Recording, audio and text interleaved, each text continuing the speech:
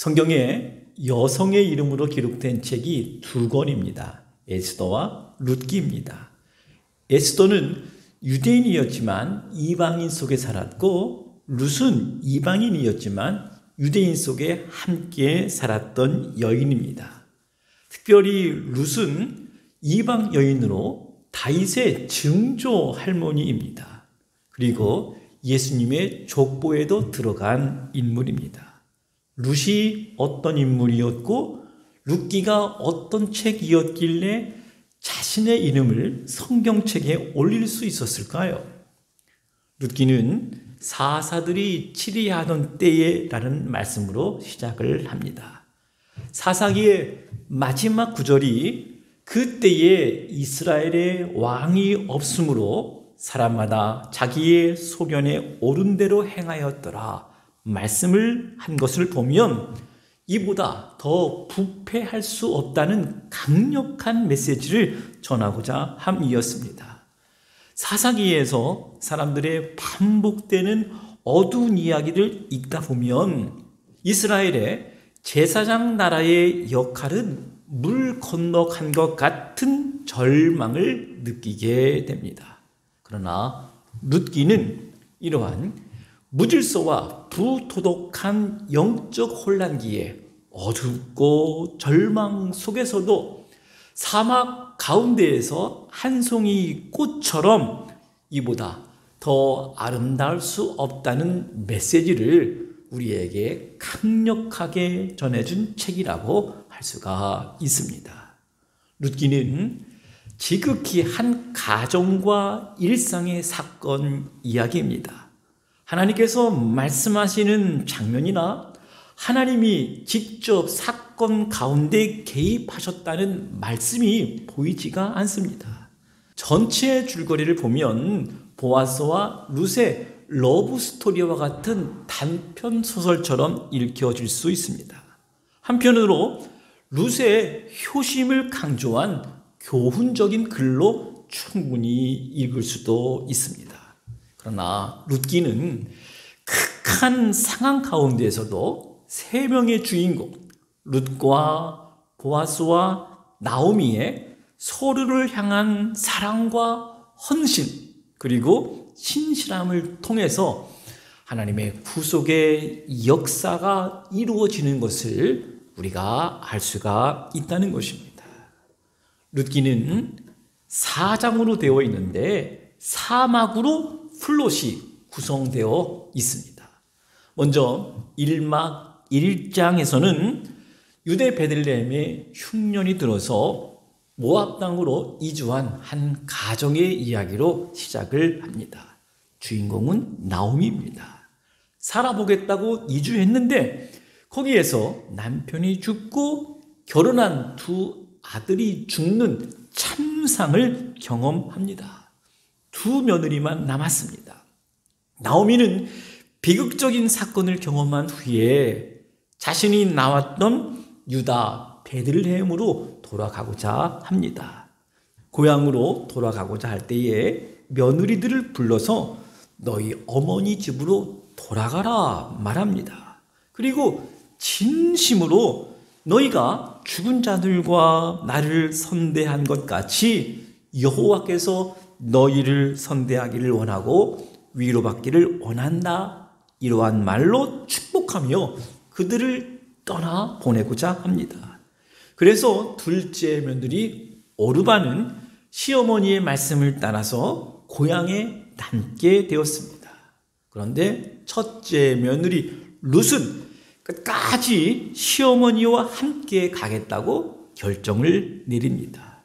이때 룻의 유명한 고백이 있습니다. 놀라운 신실함을 보여주는 말씀입니다. 1장 16절에 나타나죠. 내게 어머니를 떠나며 어머니를 따르지 말고 돌아가라 강권하지 마옵소서. 어머니께서 가시는 곳에 나도 가고 어머니께서 머무는 곳에서 나도 머물겠나이다. 어머니의 백성이 나의 백성이 되고 어머니의 하나님이 나의 하나님이 되시리라 하는 말씀입니다. 장면이 바뀌어서 이제 이 두 사람이 베들레헴에 도착합니다. 그 성읍 사람들이 나오미가 아니냐 반갑게 그들을 환영합니다. 그런데 나오미가 이렇게 고백합니다. 나를 나오미, 즉 기쁨이라고 부르지 말고 마라, 곧 슬픔이라고 부르라 요구합니다. 그리고 나오미는 고통과 지독한 슬픔이 하나님으로부터 왔음을 인정합니다. 여호와의 손이 치셨다. 전능자가 나를 심히 괴롭게 하였다. 한탄하는 말을 합니다. 여러분, 이런 말들을 다른 사람들이 했다면 이것은 막말 수준의 이야기지만 이 고백을 나오미 스스로가 깨닫고 회개하면서 고백한 말이기에 이 고백은 진실입니다. 남편과 두 아들의 죽음, 가정의 붕괴와 인생의 실패가 하나님의 심판이었음을 깨닫고 회개함에 이르게 된 것입니다. 때로는 내 자신이 무가치해 보이고 부적절하다고 느낄 때 절망을 깊이 경험하고 죽음을 생각하게 될 때가 있습니다. 그러나 하나님 앞에서 우리의 연약함과 우리의 완악함과 우리의 부족함과 우리의 강팍함을 진심으로 깨닫고 회개할 때 바로 그때에 그리스도인들에게 희망이 시작되고 있다는 것, 그것이 룻기가 우리에게 전하고자 하는 중요한 메시지입니다. 희망의 이야기가 어떻게 전개되는지 기대를 하면서 룻의 이야기 속에 한번 같이 들어가 보겠습니다. 룻기 저자는 1장 마지막 절에서 그들이 보리 추수할 때에 베들레헴에 이르렀다는 말씀으로 희망이 있다는 독선으로 마무리를 한 것 같습니다. 이 말씀 때문에 룻기는 유대인들이 77절에 회당에서 모여 읽는 성경입니다. 77절은 초실절로부터 49일을 세고 이튿날 50일째 되는 날입니다. 그래서 오순절이라고도 부릅니다. 초실절에 밀 수확을 시작해서 7주에 걸쳐서 밀을 수확하고 그 수확의 기쁨을 기념하는 날입니다. 이어서 2장은 룻이 나오미를 따라서 베들레헴에 간 뒤에 일어난 일들을 전개합니다. 이방 여인이었던 룻이 할 수 있었던 것이 무엇이었겠습니까? 가난한 자들이 할 수 있는 유일한 한 가지는 이삭 줍기였습니다. 그런데 마침 그 때가 보리 추수기였습니다. 룻이 처음에는 내가 누군가에게 은혜를 입으면 그를 따라서 이삭을 줍겠다 할 정도로 낯선 땅, 낯선 사람들 속에 눈치를 살피면서 생존을 위한 이삭 줍기를 시작한 것입니다. 사건은 자연스럽게 진행되는데 룻기 저자는 2장에서 우연히 이 기법을 사용해서 이야기를 이어나갑니다. 룻은 발길 닿는 대로 갔을 뿐인데 그때 보아스에게 속한 밭에 도달한 것입니다. 그리고 4절에서 마침 보아스가 룻이 이삭 줍기를 하던 그 밭에 온 것입니다. 우연을 가장한 필연의 사건이었다고 말할 수 있는 중요한 사건이었습니다. 보아스가 룻을 보고 사환에게 이 여인이 누구의 소녀인가를 묻습니다. 사환은 나오미와 함께 모압에서 온 여인인데 아침부터 와서 잠시 집에서 쉰 것 외에는 지금까지 일을 계속하고 있습니다. 대답을 해줍니다. 이 대답을 들은 보아스는 마치 룻을 알고 있다는 듯 큰 자비를 베풉니다. 이방인들과 객과 가난한 자들을 환대하라는 레위기의 율법에 순종한 보아스를 볼 수가 있습니다. 레위기 19장 9절에서 확인할 수가 있습니다.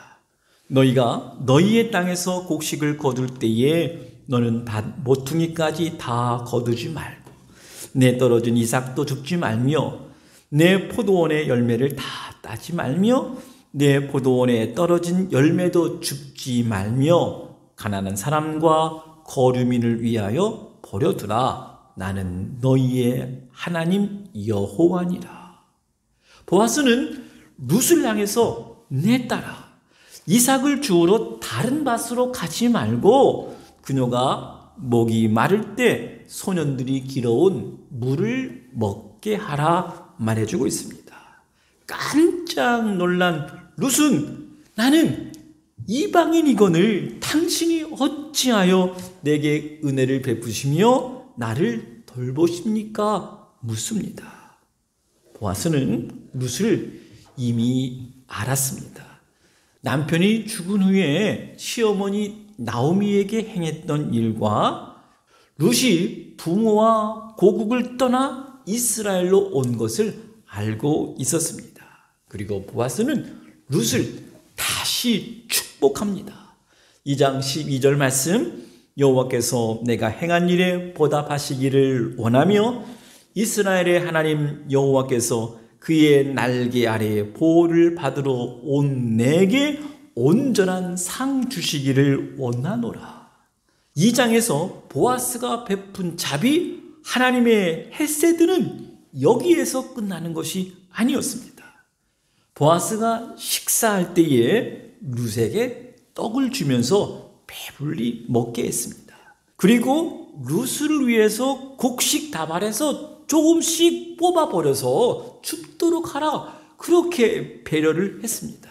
룻은 이삭을 주우면서 매우 신났던 것 같습니다.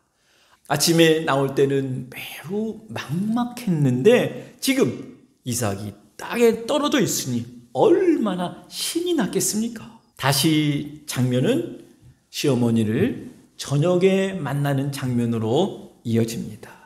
나오미가 그날 있었던 일을 룻에게 듣습니다. 특별히 보아스가 룻에게 했던 그 말을 듣고 나오미는 묻어두었던 희망을 품게 되었습니다. 바로 보아스가 기업 물을 사람 중에 한 사람이었다고 하는 것입니다. 그래서 나오미는 룻에게 그 사람은 우리가 매우 가까운 친족인데 우리의 기업 물을 자 중에 한 사람이라 말해줍니다. 기업 물을 자는 룻기에서 가장 중요한 핵심 용어입니다. 그리고 나오미는 자비를 베푼 보아스를 향해서 축복합니다. 너무나 아름다운 축복의 말씀입니다. 2장 20절 말씀 보시면 그가 여호와께로부터 복받기를 원하노라. 그가 살아있는 자와 죽은 자에게 은혜 베풀기를 그치지 아니하도다. 여러분, 기업 물을 자란 가까운 친족으로 친족의 처지를 회복시켜주는 사람입니다. 친족 중에 한 남자가 자녀와 땅을 남기고 죽었을 때 친족이 그 남겨진 과부와 결혼을 해서 가문을 지켜주는 법이었습니다. 기업 물을 자의 첫 번째 조건은 가까운 친족이어야 하고, 둘째는 자원해야 되고, 셋째는 능력이 있어야 했습니다. 이러한 규정이 율법에 명시되어 있었다는 것입니다. 레위기 25장에 나타나는 율법입니다. 이어서 3장에서는 나오미는 율법에 명시된 기업 물을 법에 따라 조심스럽고 또 과감한 계획을 실행합니다. 산막의 장소는 보아스의 타작 마당이었습니다. 나오미는 룻에게 보아스에게 청혼할 계획을 구체적으로 세우고 행동에 옮길 것을 지시합니다. 3장 3절에 보시면 너는 목욕하고 기름을 바르고 의복을 입고 타작마당에 내려가서 그 사람이 먹고 마시기를 다 하기까지는 그에게 보이지 말라 하였습니다. 그리고 나오미는 룻에게 단단히 준비할 것을 이야기하고 더욱더 세심하고 위험스러운 계획을 말합니다. 3장 4절에서 그가 누울 때에 너는 그가 눕는 곳을 알았다가 들어가서 그의 발치 이불을 들고 거기 누우라. 그가 내 할 일을 내게 알게 하리라 말하였습니다. 이 구절을 보면 마치 여성이 돌을 넘는 것 같은 행동처럼 보입니다. 그러나 룻은 어머니의 권고에 따라 어머니의 말씀대로 내가 다 행하리이다 하면서 순종을 합니다. 룻은 타작마당에 내려가서 시어머니의 제안대로 보아스가 곡식 단더미의 끝에 누웠을 때에 룻은 가만히 가서 그의 발치 이불을 들고 거기에 누웠습니다. 보아스는 밤중에 깜짝 놀랐습니다.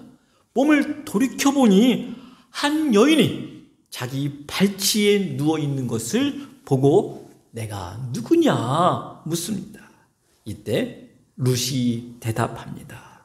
3장 9절에 보면 나는 당신의 여종 룻이오니 당신의 옷자락을 펴 당신의 여종을 덮으소서. 이는 당신이 기어 물을 자가 됨이니이다 말합니다. 옷자락을 펴서 나를 덮어달라는 것은 당신의 날개 그늘 아래 나를 덮어달라고 하는 의미입니다. 룻이 보아스에게 어렵게 청혼하였을 때 보아스는 나오미와 그의 가족의 신실함에 감탄하면서 룻을 현숙한 여인이라고 불렀습니다. 그리고 룻이 그의 발치에서 누워있는 그 모습을 보고 보아스는 차분하게 나보다 먼저 기어 물을 자의 입장을 알아보자. 그 후에 내가 율법을 지키겠다는 말을 약속합니다. 3장 13절에 만일 그가 기어 물을 자의 책임을 내게 이행하기를 기뻐하지 아니하면 여호와께서 살아계심을 두고 맹세하노니 내가 기어 물을 자의 책임을 내게 이행하리라. 다시 장면이 바뀝니다. 보아스의 약속을 듣고 룻은 다시 집으로 들어왔습니다. 그리고 있었던 일을 시어머니에게 상세하게 보고합니다. 그러자 나오미가 말합니다. 내 딸아, 이 사건이 어떻게 될지 알기까지는 앉아있으라. 그 사람이 오늘 이 일을 성취하기 전에는 쉬지 아니하리라 말하고 있습니다. 나오미는 룻에게 이제 우리가 할 일을 다 했으니 기다리자 말한 것입니다. 그리고 사막이 전개됩니다. 룻과 약속한 보아스가 룻의 기업을 물으는 데에 먼저 우선권을 가진 사람과 협상하는 이야기입니다. 다음 날 아침이 되었습니다. 보아스가 성문으로 올라가 거기에 앉아 있는데 마침 친족 중에 보아스보다 기업 물을 우선권이 먼저 있는 아무개 씨가 지나가는 것이었습니다. 그래서 보아스는 성읍의 장로들 10명을 청하고 나오미 가정의 사정을 이야기를 하고 먼저 그 기업 물을 사람에게 묻습니다. 기업 물을 책임을 다 할 것인지를 묻습니다. 아무개 씨의 대답은 내가 기업을 물겠습니다. 대답을 했던 것입니다. 아무개 씨는 단순히 기업을 물은다면 자신의 기업이 확장되는 것이기 때문에 내가 기업을 물겠다라고 대답을 한 것입니다. 그러자 보아스가 다시 묻습니다. 당신이 기업을 무르게 된다면 룻과 결혼을 해야 됩니다. 그리고 죽은 자의 이름으로 그 땅을 이어가게 해야 한다는 사실을 다시 명시합니다. 이 말을 들었을 때 아무개 씨는 자신의 집안에 손해가 된다는 생각을 했기 때문에 그 기업 물을 권리를 포기합니다. 그리고 자신이 신었던 신을 벗어서 양도하였습니다. 그 기업 물을 권리를 양도받은 보아스는 다시금 장로들과 백성들을 불러놓고 당신들이 증인이 되었습니다 공포했습니다. 그리고 백성들과 장로들이 축복하는 말씀이 나타납니다. 여기까지가 룻기 이야기의 결말입니다. 사랑하는 여러분, 룻기는 고통받는 이들을 도우시는 하나님의 은혜를 보여줍니다. 영적으로 타락한 사사시대에도 하나님의 은혜가 지속되었음을 보여주고 있습니다. 무엇보다도 하나님의 은혜는 신실한 사람들을 통해서 이루어진다는 것을 보았습니다. 수많은 위기와 절망 가운데서도 소망을 품고 하나님의 약속을 신실하게 지키려 했던 나오미의 신실함을 우리는 보았습니다. 룻이 시어머니를 향한 신실함도 보았습니다. 보아스가 언약에 대한 신실함도 확인할 수 있었습니다. 그러나 여전히 질문이 있습니다. 오늘 저와 여러분의 상황은 성경 이야기가 아무리 감동이 있어도 우리의 실존과는 거리가 너무나 멀게 느껴진다는 것입니다. 나오미와 룻 이야기가 나와 어떤 관계가 있는 것일까? 우리에게 모압은 어디이며 베들레헴은 무엇일까? 손에 딱 잡히지 않습니다. 그러나 한 가지 분명한 것은 우리 인생의 수많은 위기와 반전의 연속성상으로 만들어지는 우리의 삶 가운데 이 우주 속에는 자비로운 은총을 베푸시는 분이 역사하고 있다는 것입니다. 우리는 그것을 하나님의 손길 섭리라 말할 수 있습니다. 룻기는 한 가정의 이야기 가운데 우연히 마침 보리 추수 때에라는 일상의 용어들을 사용했지만 하나님은 여전히 오늘도 자기 백성들과 함께 계시다는 것을 증거해준 너무너무나 아름답고 고귀한 책입니다. 룻기는 그들이 보리 추수 시작할 때에 이 한 구절 안에 희망이 싹트고 희망이 역사하는 하나님의 손길의 메시지가 있음을 우리에게 전해주고 있습니다. 여러분, 하나님의 섭리의 대단원이 무엇입니까? 하나님의 손길의 극치는 바로 성경이 증거하는 예수 그리스도의 오심입니다. 룻기는 부록처럼 4장 18절에서 22절까지 몸이 건조하게 보이는 족보 이야기로 마칩니다. 그런데 이 족보가 하나님의 구속의 역사의 결정적 섭리였다는 것을 우리는 알고 있습니다. 보아스는 룻을 맞이해서 오벳을 낳았습니다. 오벳은 이새를 낳았고 이새는 다윗을 낳았다라는 말로 끝을 맺고 있습니다. 그리고 다윗의 족보를 보아스로 시작을 하고 있는 것이 아니라 4장 18절에 보면 베레스까지 소급해서 올라가고 있습니다. 여러분, 베레스가 누구입니까? 다말이 유다에게 낳아준 베레스라고 설명을 하고 있습니다. 다윗의 뿌리가 유다 지파 자손임을 밝혀주고 있다는 것입니다. 룻기가 구속사에서 이렇게 중요한 책이라고 말할 수가 있습니다. 그래서 사사기에서 사무엘서로 넘어가기 그 전에 하나님의 구속의 역사는 끊어지지 않았다. 이 땅에 왕이 올 것이다 하는 메시지를 강력하게 전해주고 있는 책이라고 할 수가 있습니다.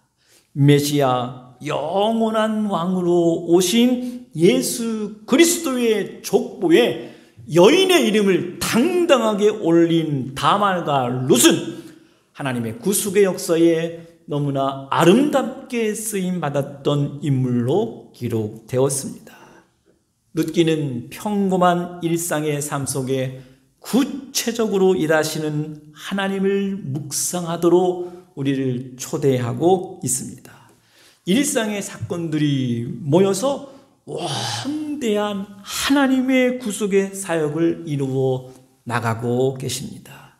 무엇보다 룻기에 나오는 주인공들처럼 일상에서 하나님의 헤세드의 사랑을 가지고 서로를 보다듬고 서로를 축복하며 살아가게 될 때에 룻기 이야기의 후속편으로 우리 인생의 이야기도 아름답게 전개될 것입니다. 룻기를 묵상하는 동안 볼이 추수 시작할 때에 이 한 구절의 말씀이 저와 여러분에게 다시금 희망을 말할 수 있는 놀라운 은혜가 우리 모두에게 함께 하시기를 주님의 이름으로 간절히 축원합니다.